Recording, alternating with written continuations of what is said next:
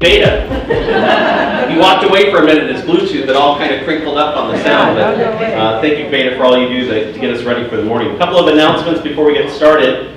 Just a reminder, your LVR dues are due. And if you don't pay them, they'll do things to you. You have to have them done this week because you only have until next Tuesday. There is a late fee assessed on there, so please make sure that's done. We don't have to transfer any licenses around, it's a real pain. Tuesday, today's open house class is completely full. So that's exciting. It's right here at the Southwest office. Probably if you came standby, we just stare at you through the window. Tomorrow's ethics class is here in the Spanish Ridge office from 10 to 1. Still some room left in that. And we also have next week an agency class on the 26th and a 1031 exchange class, which Janet is putting together, which is going to be great on the 27th, and that's at 1 o'clock. To register for any of those classes, please go to signatureschoolnv.com. Again, that's signatureschoolnv.com. Just a few announcements in the rest of the offices. Sun City office is completely leased out. Yeah. Yay. My mom clapped, I appreciate that. Please stop by and see that office. You're welcome to come there with your clients. We have an entire workroom with some computer stations set up. And I'm pleased to announce that Bobby is the new office manager for that office. So stop by and see her. I know she'd love the company. That office is open from 9 to 5, and Bobby's there that time. And so if you do have to get in after hours, it does require a key. So don't just show up because we don't have a lockbox on it yet. Spanish Ridge, please pardon our dust. As you can see, we're building out the additional offices. And so no playing tag in the office space over there while you're doing it. We are going to be moving the cubicles all the way over to make room for the space, but they're still doing construction on that. We're waiting for the workstations to go in. We'll have 6 different workstations on high top countertops, and that should be in. You ever see that movie, Money Pit, where the contractor kept saying 2 weeks? I've already told this joke once? No. Okay. So the contractor told me it'll be done in 2 weeks. February 17th, we have a special event hosted by Signature. It's the roast of our past LVR president, Tom Blanchard. Let me tell you, Comedy Central won't be having this much fun. To take part in the roast, you must make a $100 payment or contribution that you can use towards your RPAC. And so definitely take up on that. And if you want to roast Tom, feel free to give your entire contribution for the year, which would be $1,000 to be a major investor. Believe it or not, people are lining up paying thousands of dollars to roast Tom. I mean, I can understand why. So it's going to be a good time, and please, if you have any questions on it, let us know. Today we have our new agent orientation that's going to be out in our fun social area. So if you're a new agent here or you're just not sure where things are at, feel free to stop on by and see Patty for that orientation. It's going to be a good time. And with that, let's give it up to Miriam with Prosperity. She's going to give us a mortgage update. That's Janet's chair. Sorry, I was thinking a little. Hi. So, going off of actually, I didn't know Janet was doing the 1031 exchange class. It's kind of exciting. We're doing a loan currently that is a brokered out loan with an amazing rate. All that they have to do, 20% down, and as long as the payment, the PITI, is covered by the rent, which is done with the appraisal and the rent schedule, we can close the loan. No other income documentation, no taxes, no anything from the borrower. Definitely for an investor, like I said, decent rate, and we're doing this one with a 1031 exchange, and she's closing in an LLC. So fun documentation, and we're getting it closed in about just under 30 days, which is kind of impressive for a brokered loan. So there's a couple of them out there. We have another one that also does a P&L only instead of their taxes, because tax time is coming around and everybody wanting to write everything off. We know how that works. So it's nice to have a P&L program, which also decent rates. I think the last 2 I've closed have been just at about 5%, which is kind of impressive for a broker loan. And that one, the last one I closed was 28 days. So nice little projects out there. Any questions? Any questions for Prosperity? Do you do cash out refis? Yes. Also with those programs as well, if they want to take cash out, if you're speaking investment-wise, yes, they can do it as well. Yep. Very cool. Thank you very much. Appreciate it. Okay, so let's talk about some wants and needs. Anyone have a new listing that they want to let the company know about? New listing. New listing. Adam? All good? Did you sell that place? Maybe. Poor Adam. Poor Adam. Any buyer needs? Going once. Looking for something at the tennis court? Doesn't have to have a house, just a tennis court. Just tennis court. And a shed. And a shed for how much? Yeah. Up to 1.5 at the tennis court. They're really enthusiastic. Option. I have a Japanese buyer that come. I have a Japanese buyer, and he already sold Arizona home, going to Monday, come here, buy a small house, maybe condo, 300,000, under $400 range. If you guys have a listing, let me know. I like to show on it. It's a real deal because I worked on here already. So, all right, thank you. Thank you. Anyone else going once, twice? Tyson, anything from you? No? Thank you. Sitting there in front. Okay, just want to make one last announcement. Next week we have a special meeting with our very own Beta. Beta is going to be talking about his new digital video marketing strategy that he's using for the video service that you can actually buy. And so please make sure to be at that meeting. It's going to be a good time. As always, you can watch the meeting online, but you can't have the bacon unless you come here to the office. So make sure that you're getting here early so we don't take your seat. And with that, we have a special guest today. So all of us who have been on the state board know how valuable Tiffany has been to the entire state. And she's there during our legislative sessions reviewing every single bill. How many bills do we have this year? Yeah, it's like 925 bills or something like that. But Tiffany is a wealth of knowledge for our state association, and she's always there for the members. And we've been lucky enough to have her come here to signature a number of times and share with us what's going on. So let's give Tiffany a big round of applause. Thank you. Okay, I'm going to try my best to not bore you all today with legal. Every time I know you guys hear the word legal, you think it's just boring information, and I'm not going to just be up here citing statutes, okay? Hi, Tyson. Okay, so, on a national level, and a lot of these things are not going to be unfamiliar to you, but I'm going to go through some best practices today. I'm going to go through on a national level what big legal and ethical pitfalls we're seeing, as well as on a state level. I'm going to start first with multiple offers. So you all know what the market's been. For a while, we thought about multiple offers as just, dealing with one property, 20 offers coming in on that property. But now, when we hear the word multiple offers, we're also thinking of buyers that want to make offers on numerous properties, and knowing that they can't qualify for numerous properties, but because the market is what it is, they want to be able to have some offer accepted, know that even if 2 offers are accepted, they can always get out during due diligence. And so we're seeing a lot of issues around both of those areas. So the first one, just straight up multiple offers. So my biggest word of advice is be careful in these multiple offer situations to carefully to avoid accusations of negligence or any sort of preferential treatment. And a lot of this also falls back into some of the fair housing types of claims. And so if you are making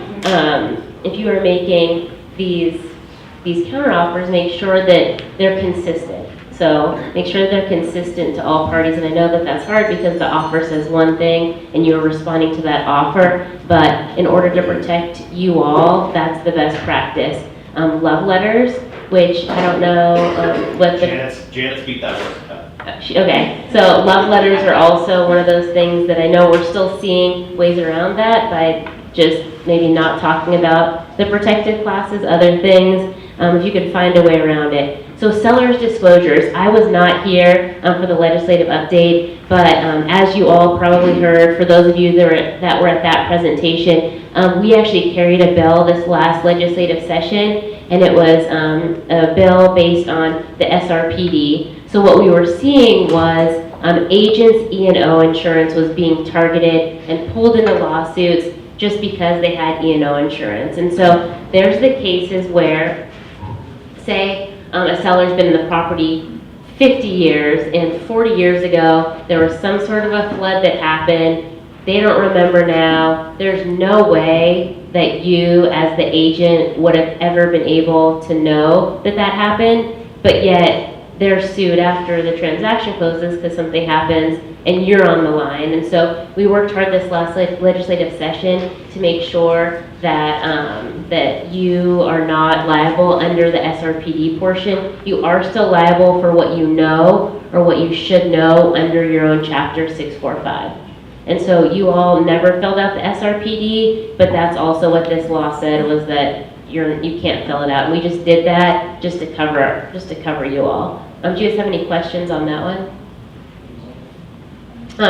And so, you know, a lot of what we're seeing too with the fair housing, you know, you're seeing buyers saying that they feel discriminated against, and we're saying that that's a very timely issue. And so what we've been recommending is if there's any way to, if you have like a bunch of multiple offers on a property, and there's any way to even like present the offer where the buyer's name is, you know, not disclosed on the initial offer, just so that the appearance of fair housing, the buyer can't say I wasn't, my offer wasn't accepted because the seller Googled me and found out that I looked like this, I acted like this, and that's why they're not selling their property to me. And it seems like, you know, some of these things I feel like are these silly that we talk about, but this is our real world these days, and this is what we're seeing is a trend in other states. And so as these issues become more apparent, we just want to protect you guys. So wire fraud is still huge, and so agents and brokers need to guard against wire fraud scams with all costs, and I'm sure you guys have all of those protections set up in place. So social media.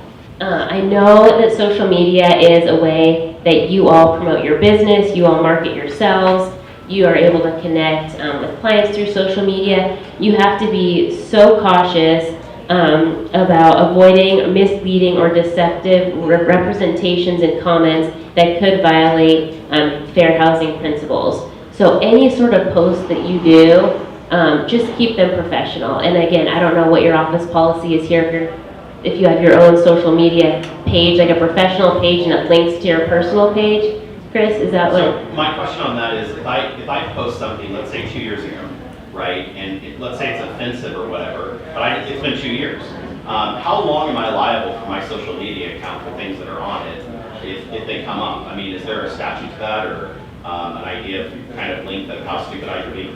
So I would say if you have something that you could go back and search, that means anybody could go back and search. And I would say that if the older it is, like the less likely you are to get pulled into any sort of a fair housing issue. But if you know you've said something over the past, I would go through and delete all that. And again, year after year, you know, and what Chris knows, what we deal with during legislative session, what we keep saying is like we want to up, you know, our game in being a professional group of people. And so we want to be seen as professionals. And so every post that you do, even if you think it's innocent or fun or playful, it could absolutely impact. You are your brand, you are your business. And so I would recommend keeping your own social media page that's your professional page, sharing from your professional page. You know your license number is on that. You know that, you know, it's cleaned up how it should be. So again, and that there's a lot of antitrust violations that come out of that. I know we've talked about over the years, like your co-op commission and not discussing what the commission is, and you would be so surprised and shocked again at what's discussed in comments on social media or on social media page. Let's see, what else? So how many of you still have buyers that are buying a property like sight unseen? Is that like still common right now? And so, you know, so to me, whenever I hear about a sight unseen, how do you avoid liability? And so, you know, what we found, and again, this is trending in other states, and so even if we're not seeing it here as much, what we're seeing is purchasers that are disappointed are most often bringing these claims against their real estate broker when they discovered a previously undisclosed defect, going back to the Srpd and defects. But, you know, we always absolutely encourage them to advise a purchaser of all known defects. So if you know of a defect, again, under 645, you have a duty to disclose that. Avoid misrepresentation or exaggeration in listing photos and virtual tours. And I know you want to also put up photos that look their best, and there's all these filters these days that make everything look their best. But, present the property as it is. Avoid assuming buyer's duties. So I would ask my buyer to write down issues they're concerned about and, discuss those issues with them. Protect yourself and your clients in writing. And so every time, if you've heard me speak over the last 8-9 years, to me, everything is about protecting you all by putting everything in writing. And so if your buyer is saying that, I want to waive this, I want to waive that, I'm not worried about that, it's your duty, again, to protect yourself to respond in writing of this is what this means. So for instance, if they want to waive the appraisal clause, this is what it means if you're waiving the appraisal. This is what happens if the appraisal comes in too low. You've lost your right to cancel the contract under that clause. Can you find another clause like the loan contingency or something else? Absolutely. But it's your job, again, to protect yourself, to put everything in writing of what risk they're taking in the decisions that they make. Let's see. What else? I actually brought all my notes today. Normally I'm just up here winging it. I didn't want to forget anything. Okay. Have you guys gotten an update on NAR and the DOJ? Go ahead. Okay. Can't wait.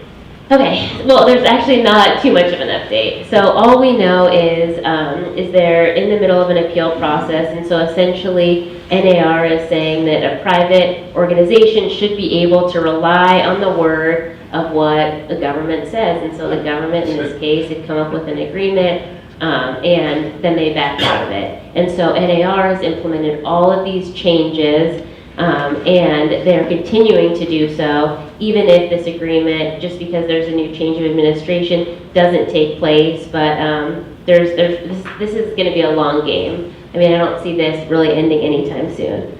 I won't go over cyber scams. Let's see. Okay. I'm going to go over some of our most frequently asked questions that we get all of the time. Crystal answers the legal information line. She does a great job. And even though situations, facts are different, a lot of the same questions come through. How many of you guys utilize the legal information line and know what it is? Will you explain what it is? Because I think a lot of agents know this. Yes. Okay. So you have your local association, which is Las Vegas Realtors, and the state association, which is Nevada Realtors, who I work for. And so what we do is we have a legal information line. And so you can call, it's a member benefit, it's a member service.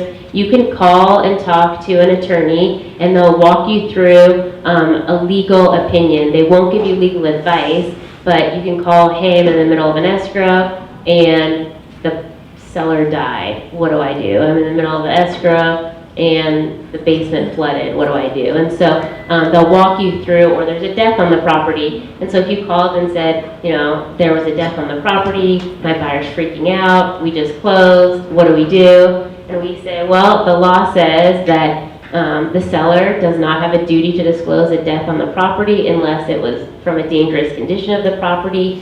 Even if your buyer's freaking out and they want to sell it, property has been closed. Should the seller maybe have disclosed that? We talk about what you should do and what you have to do. By law, you don't have to, but should you? Is there a right buyer for every property? Absolutely. So we'll walk you through scenarios like that. And for those of you that want to write down the phone number, let me give that phone number to you right now.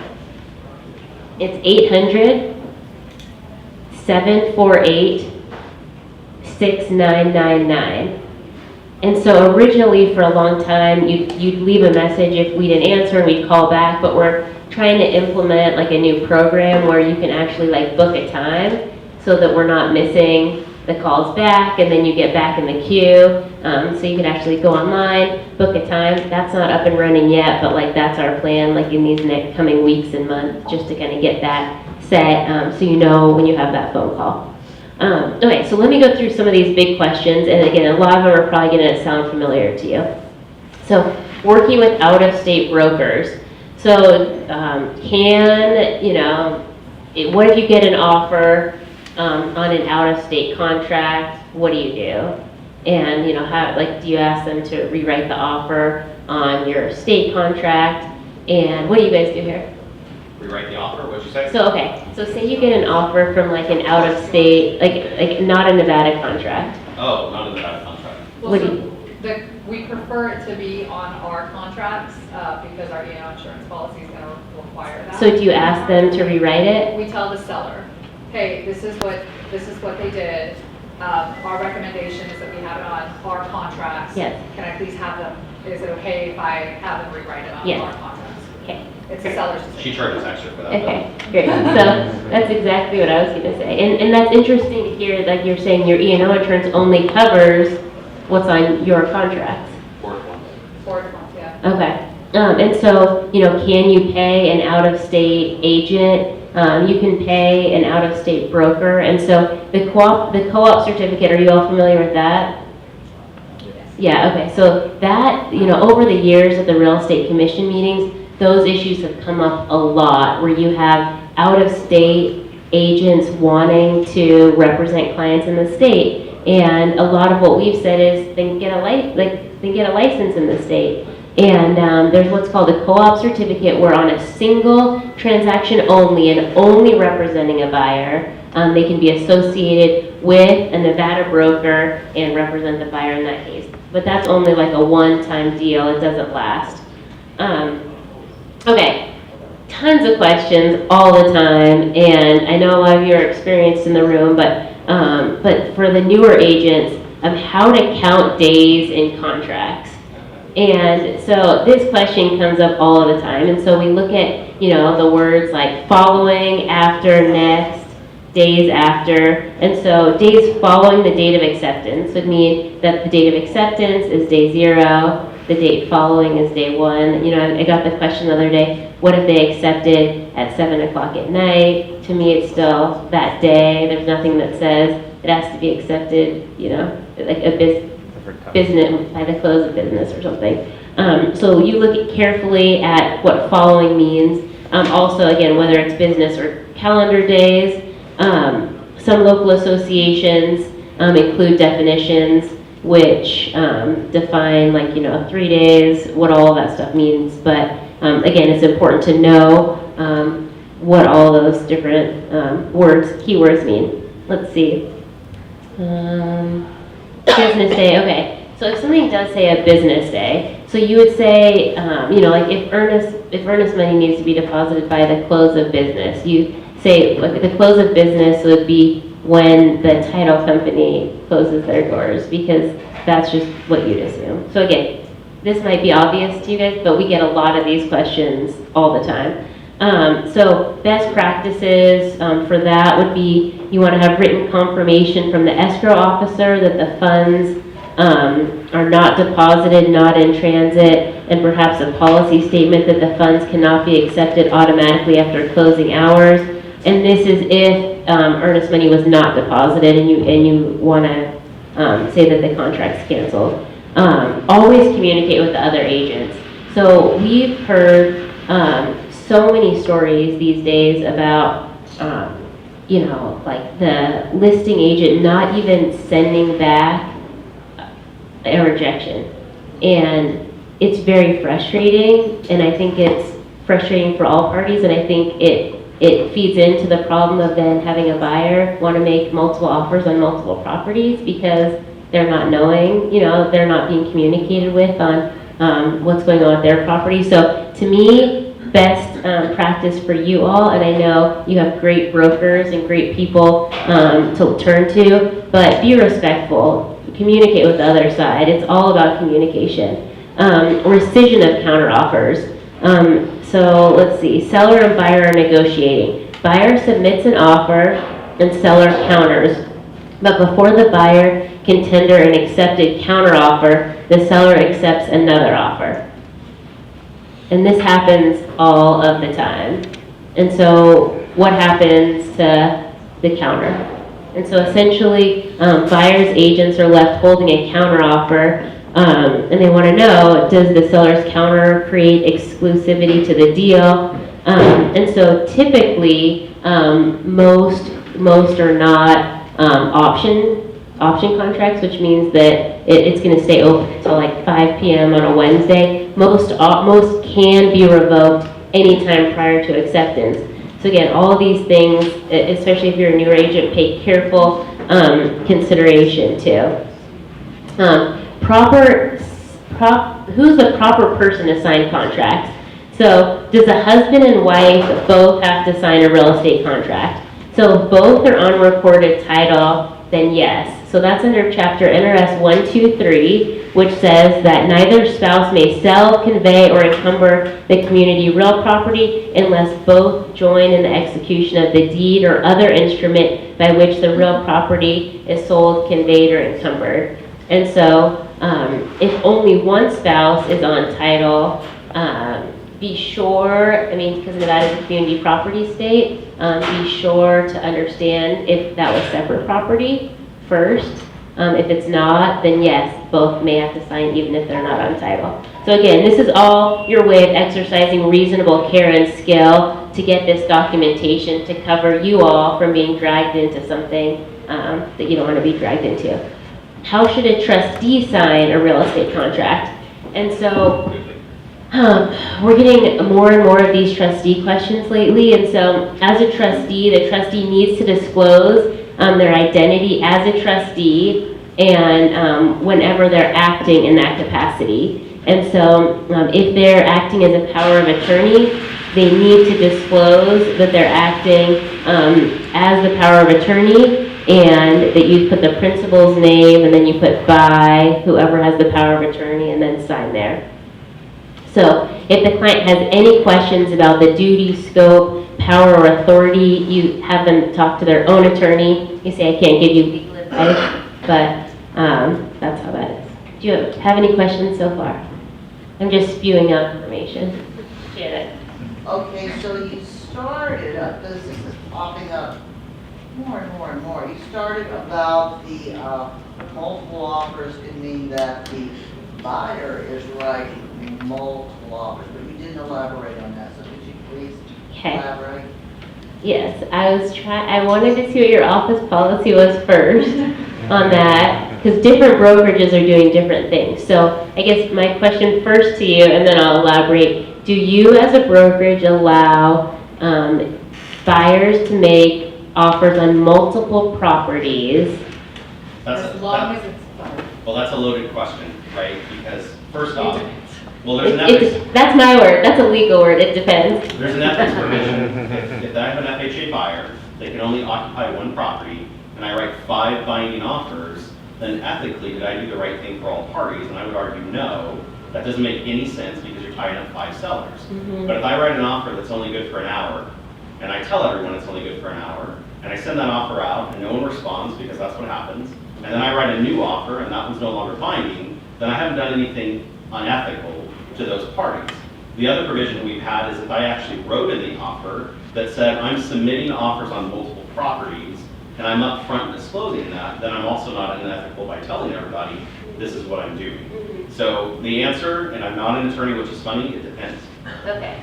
And I like. Do you agree? Yeah. Okay. That's what I was going to say. Okay, I like that practice because what I've heard is this is the practice. Say you made an offer on a unit in a building, and then another unit comes available that's less and nicer, and so your client wants to make an offer on that as well, and then that gets accepted. So then you have 2 offers that have now been accepted, so you're in 2 legally binding contracts, but yet you know you're only going to follow through on 1.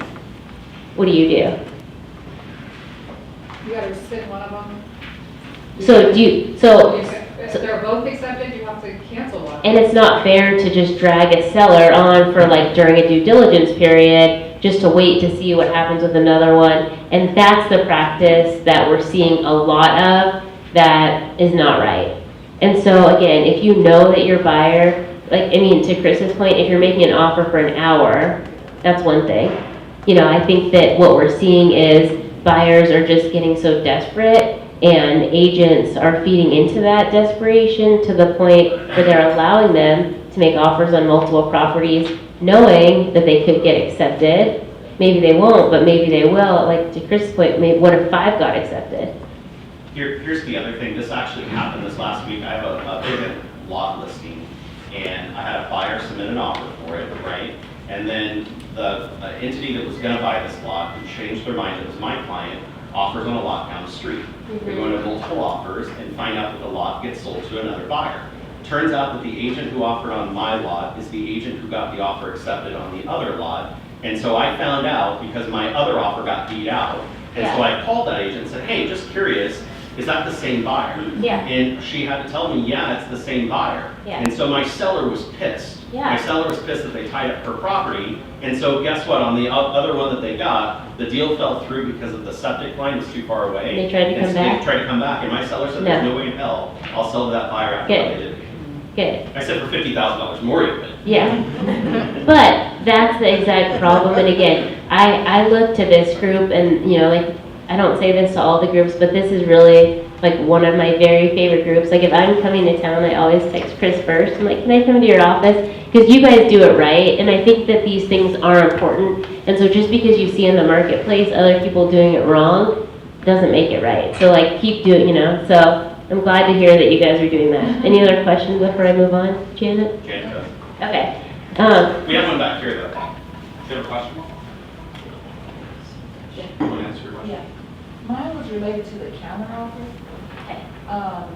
Wait, I'm trying to remember what the question was. You said something about the counter offer. Was it about revoking it, or was it about? Yes. Okay. So anytime, whether it's an offer or a counter offer, anytime those are floating out there, and usually there's like super limited scenarios where it's like you have a safety net until like, even if it says that you have until 5 p.m. on Wednesday, if another offer comes in, they can revoke that offer prior or counter prior to your acceptance. And so sometimes you think because you have until 5 p.m. Wednesday that like you're the only person, but that's not true.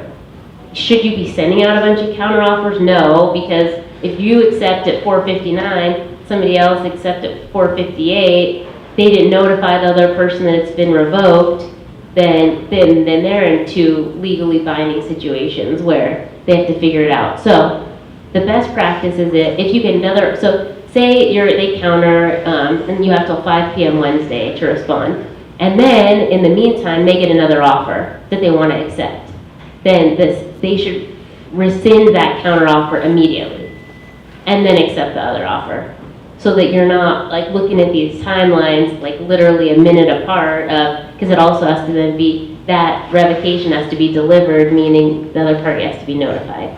Through the agent's okay. It doesn't have to be the actual like party. Yeah. Now, you're not referring to a seller's multiple counter, you're just talking about a counter. Yeah, just a counter. Yeah. Just to clarify one thing that we said though, if a buyer could buy, let's say it's a cash buyer. Yeah. And they have $1 million in the bank, Yeah. buying a $300,000 property, arguably that buyer could buy multiple properties. I don't know what their intent is, but they have the ability Yes. to. That's a different story. That's a different story, The problem would absolutely. be when you check mark on the top of the contract, it says, does buyer intend to occupy the property? You can't physically occupy as a primary multiple homes. Right. Right, so that's just another piece. I want to make sure that's clear. Yes. They have buyers. No, absolutely. If you are able to have enough money to buy all 5 properties, if all 5 are accepted, then absolutely. That's fine. Yes. You mentioned that a realtor from another state can present an offer, but it cannot be a regular activity. How do you know if you receive an offer from a realtor from another state that is his first or his only? So what usually happens is, it's usually the buyer is like saying that they're representing themselves maybe on a form that, so this is the first scenario. Buyer's unrepresented, representing themselves, but using an out-of-state form. So then, in that case, you'd want them to rewrite the offer on an in-state form. So like to Vandana's point, then your A&O insurance covers it. If you have an agent that works at a state that's representing a buyer, They cannot make an offer legally in Nevada unless they are associated with an in-state broker. What about attorneys? We can go on. We get this a lot. I drafted something and I spent an entire weekend in drafting something. I was so frustrated with an attorney wanting to get a commission. And I did a lot of research, and that was years ago, but attorneys are not entitled to commission. So in a limited situation where an attorney is representing a client in a non-real estate capacity, but they should not be getting a commission. They should be getting paid as a service to their client through whatever agreement they have with their client. Do you disagree? No, I just wanted to hear from an attorney. Okay. Yes. So, since they can't get a commission, can they get a referral fee or a consultation fee? No, they shouldn't be getting any of those things. And Unless you're a licensed real estate agent broker. so if the attorney has a real estate license? Yes, that's okay.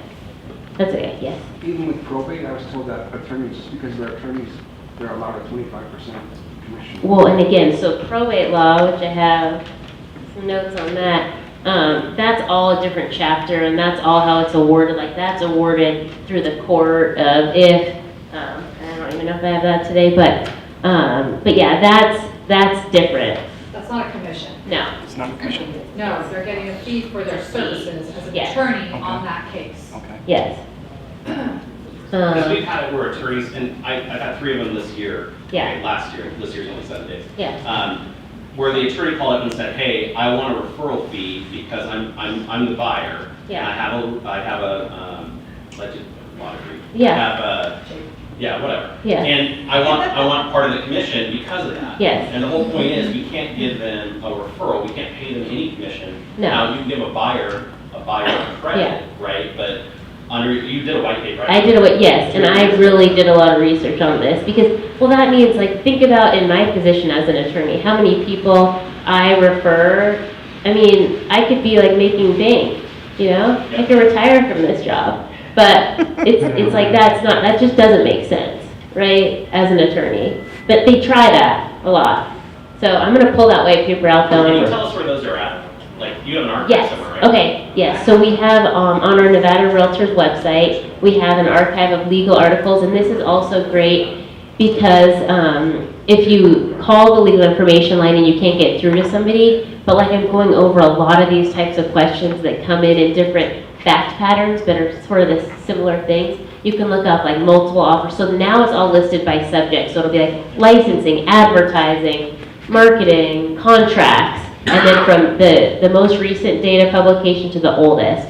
And then we're also creating like these pamphlets right now for brokers that are going to be like a 1 or 2 sided like quick review instead of going to the Nevada Law and Reference Guide, which that's on the Real Estate Division's website, and that is a publication that they put out. We're going to be like coming up with some quick pamphlet guides that you guys can use at your office meetings. Again, it would be like multiple offers would be the title, and like this is step by step of how to handle that. So speaking of probate, so you know, here's a typical scenario. A real estate agent is approached by a personal representative of an estate to sell property. Can the agent list the property, and what does the agent need to know? So NRS 148.110 says yes, the personal representative can sign a listing agreement to help find a purchaser for the real estate's property. The number one most important thing that they must know is that property generally sold through probate, everything must be court approved. And so agents should expect to report to the court for confirmation. And so that's why, speaking of these fees, everything goes through the court. Let's see. I want to add to that because Yeah. I saw one, sorry. Okay. Last week we had a contract that was subject to probate and no one wrote it into the contract anywhere. And so if it's not written in and it doesn't say anything, it's a regular contract to the eyes of the contract. So you got to actually put in terms that this offer is subject to probate. Yes. Or as a seller, you got to counter and say this offer is subject to court approval. Yes. And if you don't put that in, you're going to have a big problem because now you've sold a property that can't convey. And so you could owe commissions and everything else. So Exactly. obviously- That is crucial. You do not want to leave that out. Yes. On that, as well, so the person is the representative obviously needs to have some documentation from the Yes. courts that actually say that they are the representative, even though it's like a will. Well, I just think as long as you have proof that they're the representative, I mean, yeah, you'd hate to get, in a situation, in a situation where somebody's asserting that they have a right to sell the property and then they really don't. And so I would look for some sort of legal document. I don't know if it necessarily has to be like the court saying that, or if it's like the legal document that they are the power of attorney or they're the trustee. Yeah. Yes. What about the close of escrow date when you're dealing with a probate situation? So you don't really know when the court process is going to be ended or anything. What is the, Well, I think you'd write in like what you normally would write in. So like you'd go through the transaction as you normally would, but you would know that it would all be subject to court approval. And so also, this is a great point. If you're not familiar with probate, maybe you shouldn't represent clients, because that is a very special like area. Like once you, who used to do that on our board? Is it Mark Civic?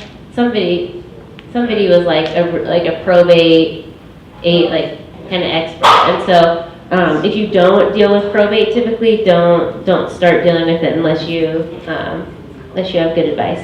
So financing. What happens to owner finance contracts? And so owner finance contracts, what we've always called as installment contracts, are legally complex documents and should only be drafted by a licensed attorney. And so best practice for you all, are you the agent willing to shoulder the liability inherent in an installment contract and warranty each party's rights? Can you really ensure you've addressed the party's obligations properly in the installment contract by addressing at a minimum the assignment of rights, payment of existing loans or liens, creation of future loans, identify tax obligations and deductions, allocate maintenance, address insurance rights, on and on. And so even if your client asks you to draft something, best practice would be to have an attorney draft that. Same thing with leasebacks. And so what we've been seeing a lot of is the listing agent on behalf of the seller asked if my client, the buyer, would consider a lease back. So that's what we call a post-possession lease, because the seller needed more breathing room, time to move out. What should I do? And so especially during the whole eviction moratorium time, what we found was, so as soon as you create a lease back, it goes from a buyer-seller relationship to a landlord-tenant relationship automatically. And so how you structure leasebacks have to be carefully considered. Don't wing it. Talk to Chris. Let's see. What do you do if an SRPD is incomplete? We've seen so much laziness over the years, I feel like, with how SRPDs are filled out. If you do receive an SRPD from your client that's not filled out correctly, even though you're legally not allowed to fill it out at all yourself, you can absolutely review it, send it back to them, say everything. I mean, I'm a firm believer of disclose, disclose, disclose. Like, there's no harm in disclosing everything that you know, because again, there's going to be the right buyer for every property. There's also a new exemption on the SRPDs for trustees.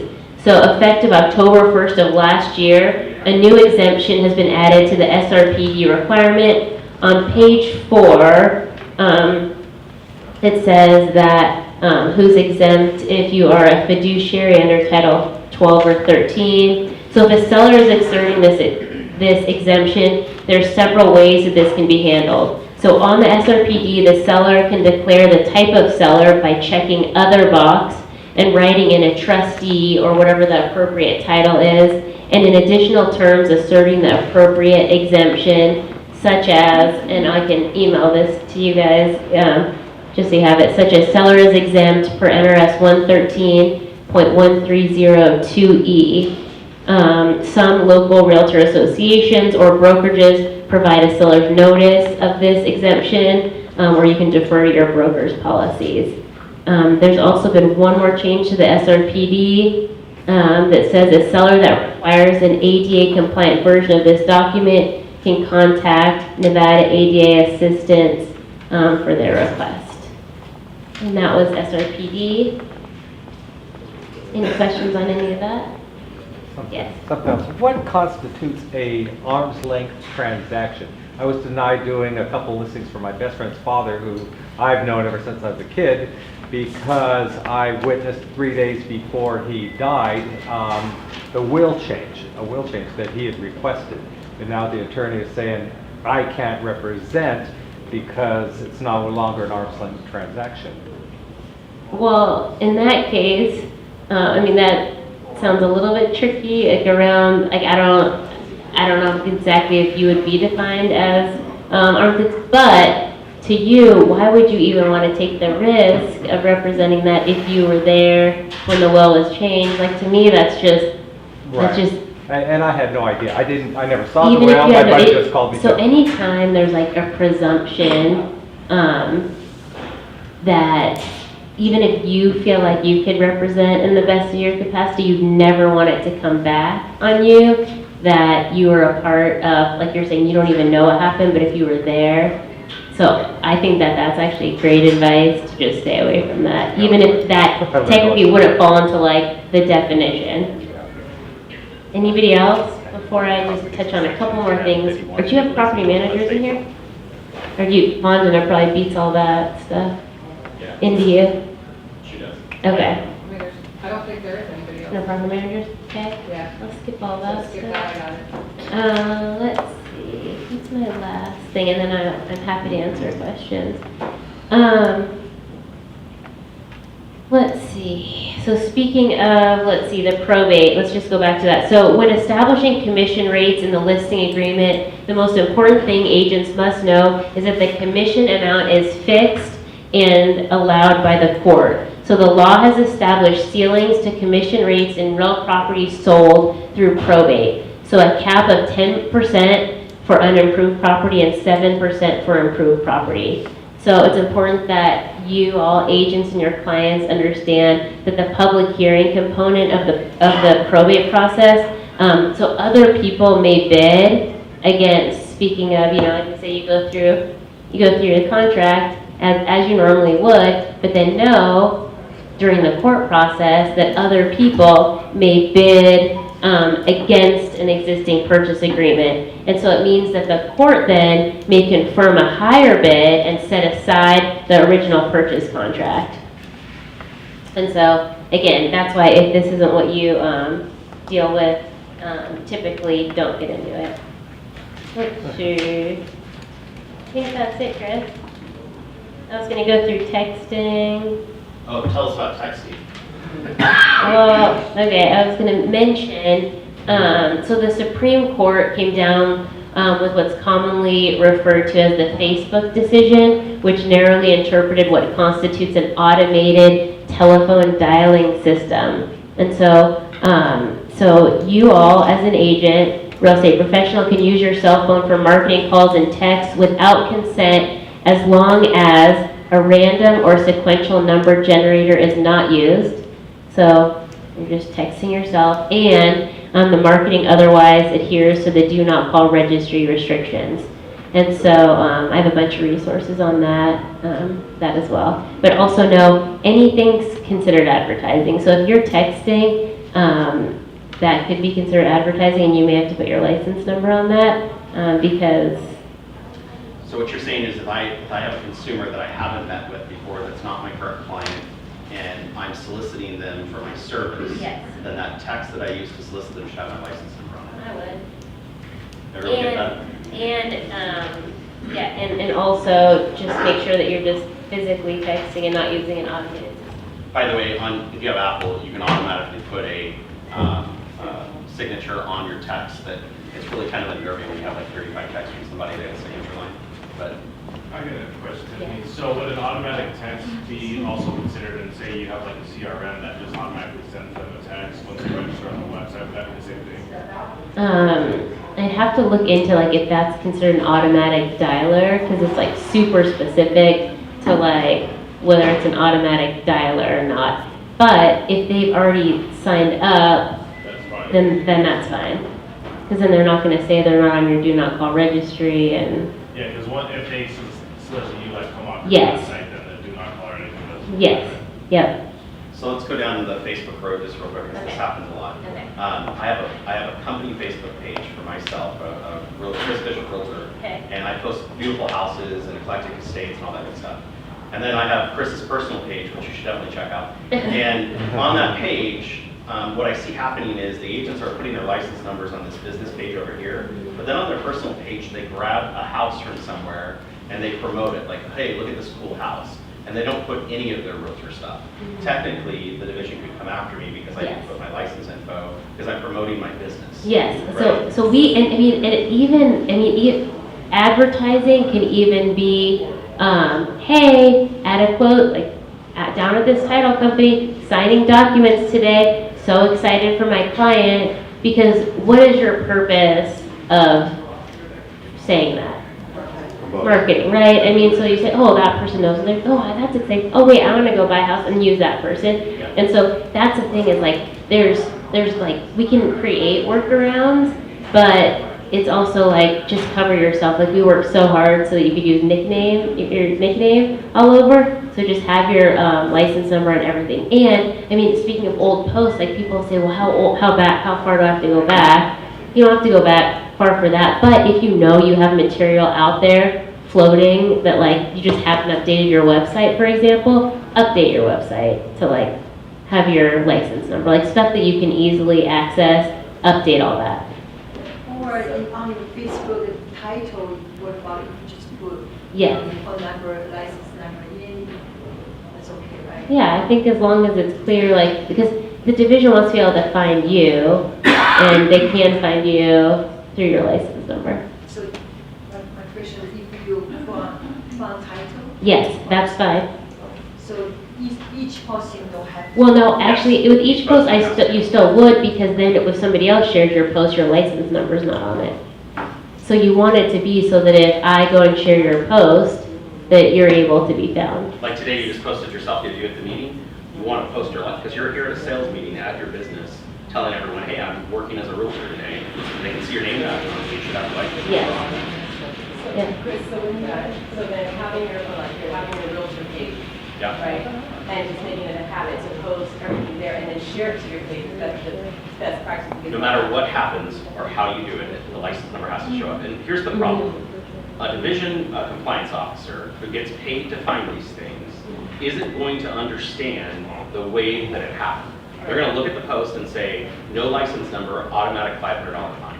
And the only way to appeal it is to try to explain it to a group of 5 commissioners that half of them don't use Facebook. Right. And I hope they don't hear me say that, but it's true. I've seen all their Facebook, they don't have it. Well, I have something good to say.